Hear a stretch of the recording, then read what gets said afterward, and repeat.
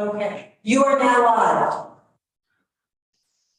Okay, good. This is the Mobile Home Task Force meeting for the first time, 2 o'clock, and on August 24th.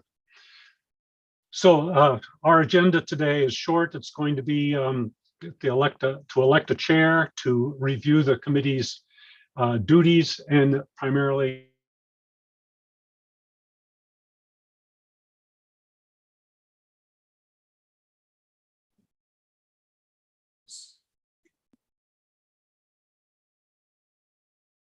to schedule the next meeting. Anything else that comes up, people introduce ourselves, which organization you represent if you do, and who you are, and that should get us started. I'm Representative Kurt Taylor. I'm on Ways and Means Committee, and I represent Colchester, which has two, or at least two, several, more than that, I guess we're up to three anyway, mobile home parks, fairly large, and so that's why I'm particularly interested in this subject. So Sean, you want to take it next? Sure. Thank you, Representative. My name is Sean Gilpin. I oversee the Housing Division at the Department of Housing and Community Development, which is part of the Agency of Commerce and Community Development. Our department actually oversees the Mobile Home Park Registry. And actually, we run a number of programs that assist with mobile home park issues. And just for context, prior to me joining the state, I actually oversaw the mobile home program at the Champlain Valley Office of Economic Opportunity from, 2009 to 2013. So thanks. Happy to bring my experience. Oh, good. Mary, you want to go? Yeah, Mary Houghton. I'm representing HFI, which owns many mobile home parks around the state, and not representing, but just for background and context, I also serve on the board of the Tri-Park Housing Cooperative in Brattleboro. Good. Senator Harrison? Hi, thank you. I'm really happy that this group exists and that I'm part of it. I serve on the Senate Economic Development, Housing, and General Affairs Committee, which is that it was in our committee that we included this committee in S100, which became Act 47.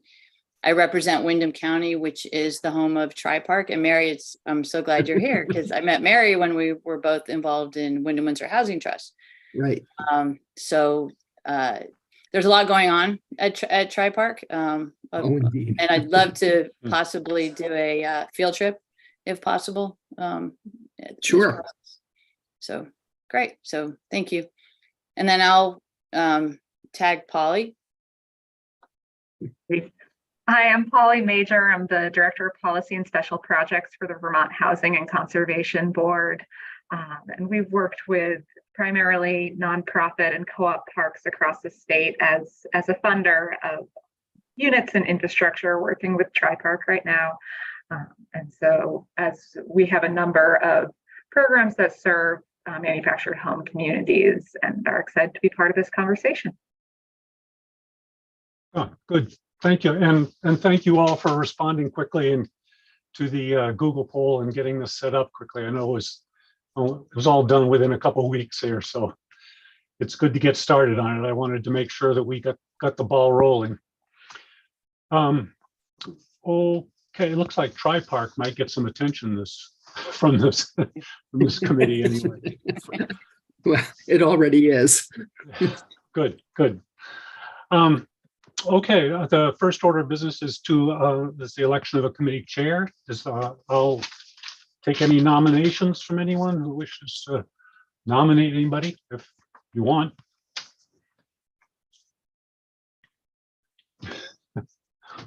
If you're willing to be the chair, Representative Taylor, I nominate you.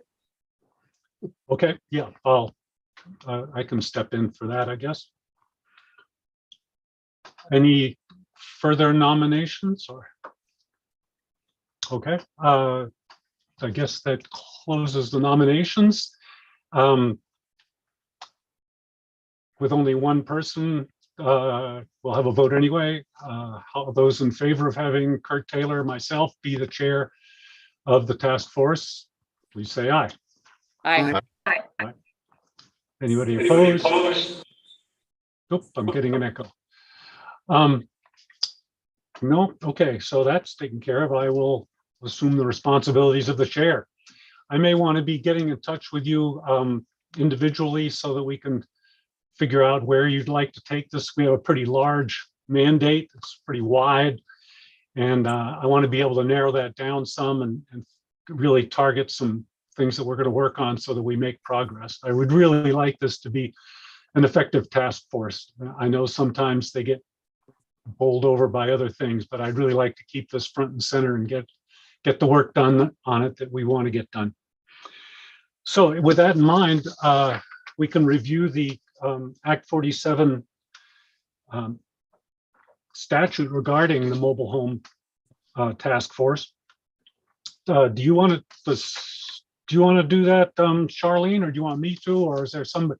We don't have David Hall, but Right, we don't have David Hall. I believe it would probably be up to you unless Maria wants to do it. Maria, have you looked over the? Okay, so I have it in front of me right now. I am happy to walk you through it. I was not part of the drafting, but I think that's probably fine. I am Maria Beliveau, and I'm a member of the staff of the Joint Fiscal Office.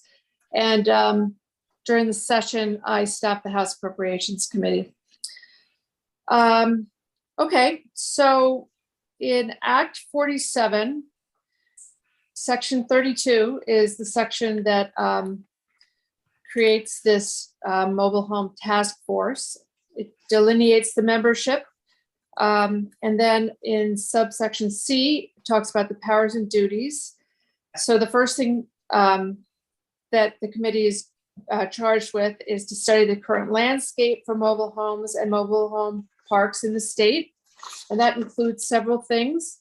The status of mobile homes and mobile home parks within Vermont's housing portfolio, the condition and needs for mobile home park infrastructure among among parks of various sizes, the current statutory treatment of mobile homes, other as personal or real property, modern construction, energy efficiency, and durability of manufactured housing, the availability, affordability, and suitability of alternate types of manufactured, modular, or other housing.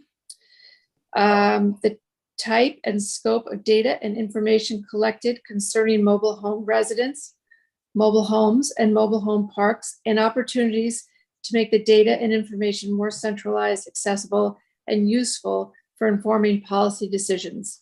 And finally, conversion to cooperative ownership and technical assistance available to prospective and new cooperative owners, including the availability of guidance concerning governance structures, operation, and conflict resolution. And for this study, you get the assistance of the Office of Legislative Operations, the Office of Legislative Counsel, and the Joint Fiscal Office. And you have a report that's due on or before January 15th of 24. Okay. Questions? Go ahead. Brenda. Thank you. I have a Senator? question about the membership. Do we have a CVOEO member and a member representing mobile home cooperative owners? Speaker, Sean? I'm sorry? the Speaker of the House has not appointed the mobile home owners yet. As they will let me know as soon as they have. Okay. And then the OEO person? OEO, yes, she's not able to make it. Her name is Sandrine. Okay, okay, good. Because it's just each of these positions is just really important. I mean, Sean has experience in OEO, but you know, just getting that immediate on the ground input, I think is going to be really important, especially now after the floods. Good. So we're just missing one, which is the speaker's appointment of the mobile home cooperative owners. Right. Okay. I'll fire off an email to the speaker, see if we can prod her a little bit. I know she had some invitations out to people and was waiting for responses. I did talk to her a little bit about it. So are there questions then on our duties and powers? I don't think we have subpoena power, so don't worry about that. Are there any parts of those duties that either any of you are particularly interested in, so that I can talk to you about that and maybe get started on some of those? So just speak up if there's one of those 6 or so duties that you think you're particularly good at and would like to work on. I'll chime in to say that honestly, our office touches on a number of them, probably least of which would be number 4, the modern construction. I might suggest connecting with, and Polly, correct me, I think Craig Pelletier in VHCB's office would be a great person, and Peter Schneider at Efficiency Vermont. Otherwise, each of the other elements are things that our department would be happy to provide some background for. We are in the process of, frankly, I'm really glad that this task force is happening now, because there have been, increased, fortunately, in my opinion, much overdue, an increase in focus on this type of housing generally, and we are in the midst of looking at the status of mobile home parks. Another group of folks, the stakeholders that I think would be helpful, the University of Vermont's Community Development and Applied Economics program has actually done, for full disclosure, I am an alum from that program, but they've done a number of different research projects on that. Kelly Hamshaw and Dr. Daniel Baker would be great people to reach out to. They're actually in the midst of a research project about disaster resiliency in mobile home parks in northern New England. They're actually working with the University of New Hampshire and I think University of Maine as well on assessing disaster resiliency of mobile home parks. And this will be kind of the at least the second, if not the third iteration of research reports that they've done on mobile home park resiliency for natural disasters. Actually, both of those individuals, both Ms. Hamshaw and Dr. Baker, were instrumental after Tropical Storm Irene in the response there too. So they're well versed. So those would be 2 other names that I'd suggest the committee or the task force, excuse me, reach out to. I think another valuable stakeholder group would be the Manufactured Housing Subcommittee of what is now the Housing and Homelessness Alliance of Vermont. They formally incorporated today, and they've been really pulling together a diverse group of stakeholders to talk about the needs of manufactured home communities, especially looking at it with a policy lens. As we're surveying needs in parks, in 2019, BHCB commissioned a report to look at the needs in cooperative and nonprofit-owned parks. That is a resource that this committee can draw upon. And yes, I think Craig Pelletier in our shop has done a lot of work on construction techniques and looking at modular and manufactured building, and could be an excellent resource here. I also think there's been groups that are seeking to pull together and evaluate the different funding opportunities that can be accessed by parks. And that while that isn't a specific bullet in any one of these task force items, I think the funding streams play into many of them. So to the extent that that's something that this study committee is wrapping its head around, I'm happy to focus on that piece. I know my colleague has been working with some other colleagues in other agencies to pull together a funding matrix that could be of service here. Yeah, that would be good. That kind of fits into our number 6, which was the governance part of it, because that's a known issue that many of the associations don't have the expertise or the manpower to take advantage of a lot of these programs that they may not even be aware of. So, yeah. Sean, can you send me contact information for those people you mentioned? Greg Pelletier, Peter Snyder, Kelly Hamshaw, and Dr. Baker? Yes, absolutely. That would be good. And I can send you contact information for Megan Roush, who's the chair of Yes. the Home Subcommittee. okay. Yeah, if you want to put all that in one, that would be good. John, you want to include Megan? Yeah, will do. And Megan actually hails from the Vermont Housing Finance Agency. Perfect. And we should talk about funding. Definitely. I mean, nothing's going to happen unless we find a way to pay for it. And then Tri-Park, I found some good information on the town of Brattleboro website. There's studies going on now. Mary, you probably have even more. I mean, we could send you a stack of stuff, but we need to be, I don't want to overload you, but there are engineering studies and redevelopment studies that I think would be very helpful to this group. Yeah, yes, and if we could just get, maybe if we could just get links to them or something, Yes. so that somebody, whoever's interested in them, could look at them, and also anybody else. Right. Will we So- have a page like the committee soon? I'm sorry, I keep saying committee, but we're a task force. Will we have a page where the public can access links? I believe so. I think Michael Farrand is working on that. Okay, Yes, you great. do. There is a webpage for the mobile home task force. Yes. Great. Charlene, is that up and available now? It is. Can you send a link to it to everybody when you get a chance? I certainly can. And the other thing I was wondering, Charlene, I believe we're put into you created a Google group or something? A doodle poll?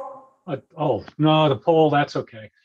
I must have confused it with a Google group, so never mind. And then let me ask a question. Are the private owners represented here? Do we have a good handle on that or a good contact? Because there are a lot of pretty small mobile home parks that are just owned by a person.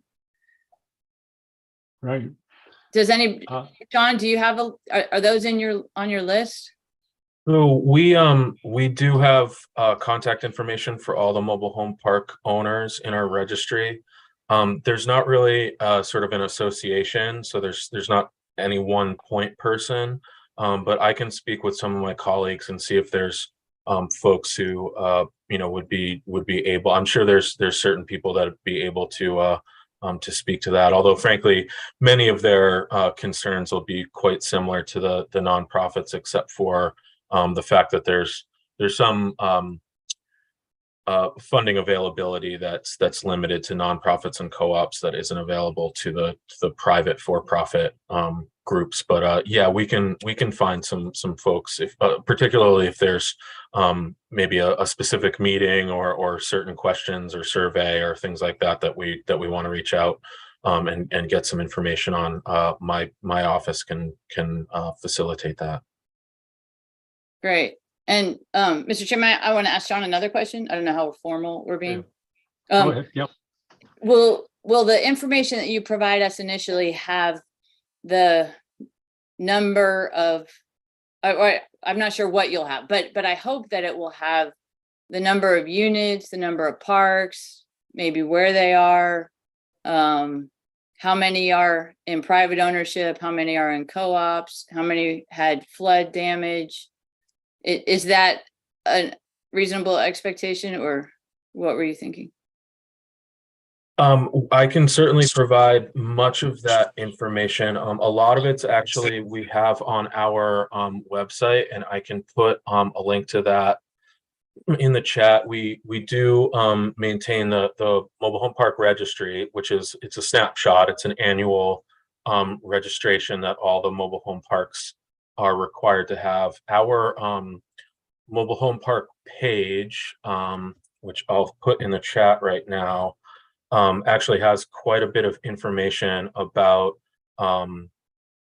I guess it looks like I can only send it to Charlene, I think. But if you navigate to ACCD for Agency of Commerce and Community Development, accd.vermont.gov, and under the menu, go to housing, and then mobile home parks. There's a lot of information about rules, information for residents, for park owners, mobile home facts, and things like that. Again, these are mostly, it's not as dynamic as perhaps we'd like if we had the staff to do that. So things as specific as, those parks that were affected last month with the flooding and are going through that right now, I'll have to provide that separately, but you can find a plethora of information on that page. And just while I've got the talking stick right now, I'll also say I would encourage folks to take a look at, there's actually a chapter of statute that deals specifically with mobile home parks. That would be some interesting background. It's Title 10, Chapter 153. And that is, it's basically, for layman's terms, it's sort of the landlord-tenant law for mobile home parks. Mobile home parks are treated a little bit differently than other rental situations because typically it's home ownership on leased land. And so there's a different power dynamic there than simply a sort of typical apartment rental. We always try to point out when we're discussing mobile home parks to folks who are new to the sector that despite the name, mobile homes are not at all very mobile. They're really intended to be sited, and while they can often technically be moved, it's not an easy thing. We're not talking about the travel trailers of the 50s. These are modular homes that are really meant to be sited and kept there. And so there's a interesting sort of power dynamic about ownership of the land with a semi-permanent housing unit that's owned by the resident. And so that's why we have that special chapter of law that deals specifically with this type of living environment. Okay, good. I don't think we don't have a Ledge Council person. David Hall is leaving, and I gather they're looking for replacements, and we'll have somebody or a couple of people temporarily. But it would be good, yes, to look at the current statute on that, and anywhere else in statute that might relate to mobile homes, so we can get that organized. I'll talk to keep an eye on Ledge Council and get that done. Good. Can I ask another Also- random question to the Yeah. group? Does anyone know if any of these are made in Vermont?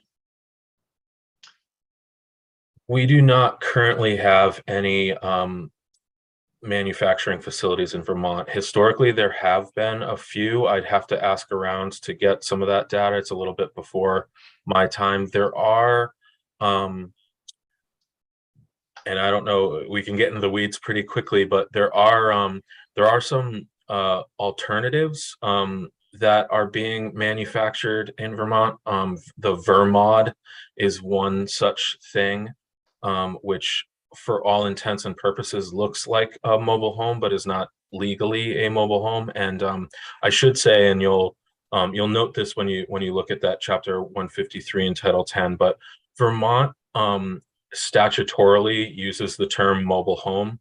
The kind of the modern terminology, typically you'll see manufactured housing as kind of the preferred term for the reason that I just described, that these are not actually quite mobile. But typically in the Green Mountain State, we use those terms interchangeably to refer to a home that is built to the specifications required by the Federal Department of Housing and Urban Development. And those are homes that have they have a permanent chassis and have wheels that are put on them and then removed once they're sited. There are a number of different products that are being developed across the country right now that look and feel an awful lot like a mobile home, but are actually not legally mobile homes in the eyes of Vermont law. And that might be something that this task force, dives into a little bit, but just to provide some of that context. But to get back to your question, Senator Harrison, there are no HUD manufactured home facilities in Vermont right now, but there are some groups that are creating substantially similar types of housing that don't quite fit the legal definition of a mobile home. Okay, thank you. That's helpful. Yeah. Yeah, I'm familiar with the Vermont because, again, Wyndham Windsor had one Right. when I was working there. Mhm. There was a side comment, Senator Harrison mentioned how formal we want to be. The only, which I would like to not be too formal, but I also really don't like people talking over each other and just my own brain can only concentrate on one. I can't talk and listen at the same time. So if we can just avoid that, I think we could avoid becoming too so formal that we have to raise hands and be called on and lined up and things like that. But just have a real respect for other people finishing what they're saying, and I'm fine. Is it possible to get, or do you know, Sean, is there the HUD specifications? Or is that a difficult thing to find? I don't have it at the tip of my fingers, but that's something that we can probably track down. So yeah, I can provide that to the group. Okay, I think that would be a good thing to have for backup. So especially if we're thinking of changing our definition of mobile home or manufactured housing. Any other questions or comments people want to add to the discussion?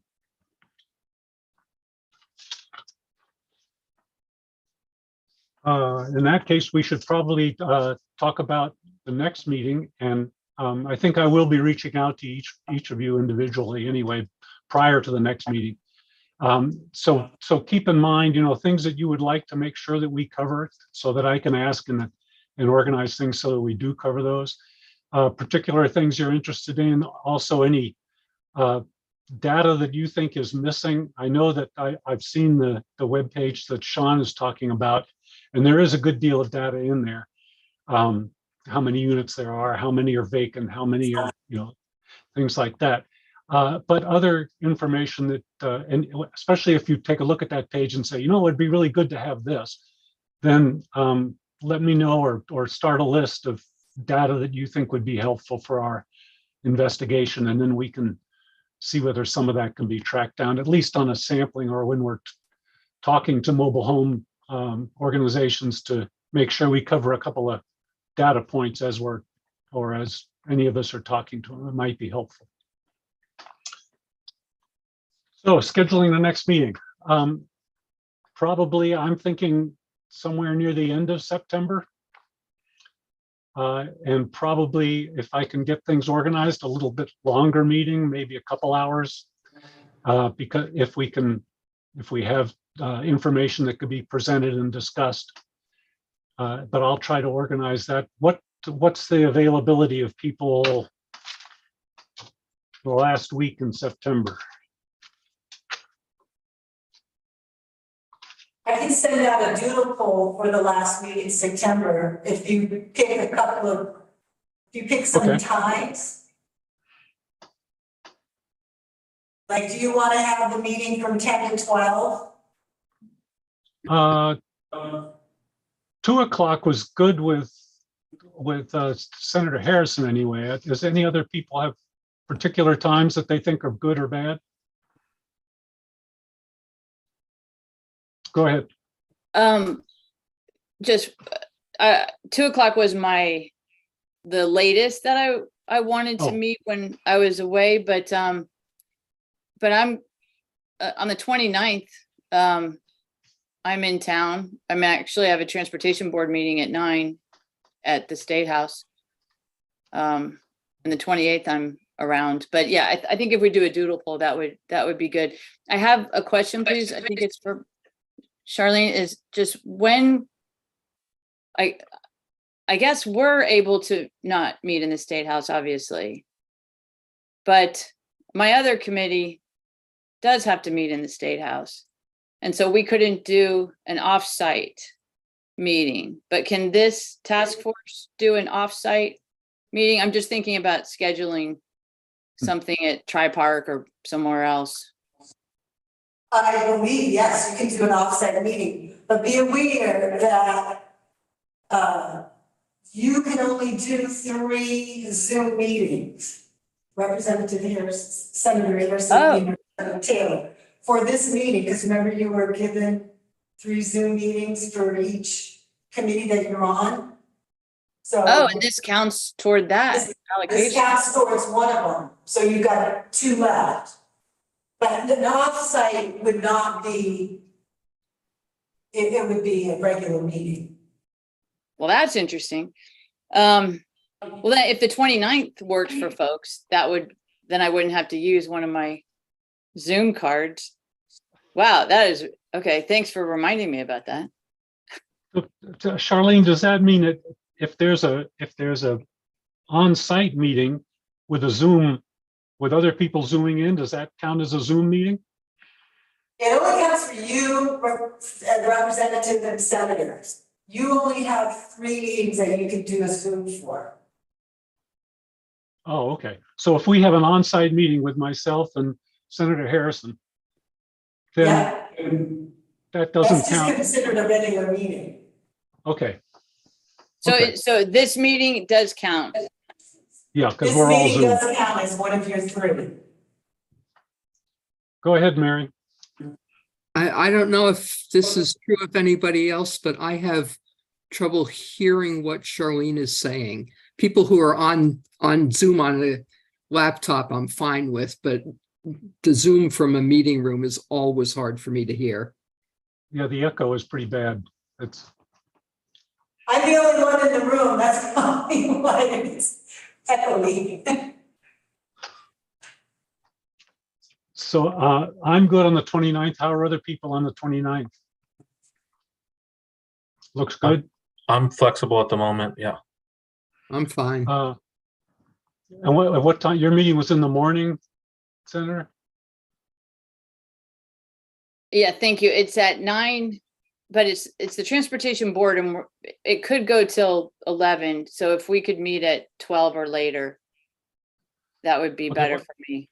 And I'm Why don't sorry. we say why Yeah, don't you put that in the Google one poll? should be fine. Yes. We'll do a Google poll anyway, but put 1 and 3 in the Google poll, I guess, on that day anyway. Okay, And actually, if everybody else is, I don't know, maybe we don't need a Google poll. If everybody's already agreed, we could just say 1 o'clock on the 29th. Okay, we'll do that. all right. Save Charlene some work. And let's make that, we can make that an on-site because I can get down there easily enough.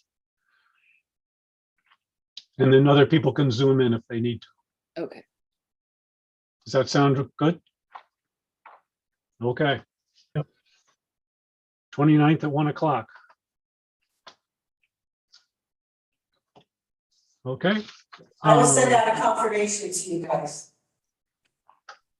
Okay. Anything else people want to cover today?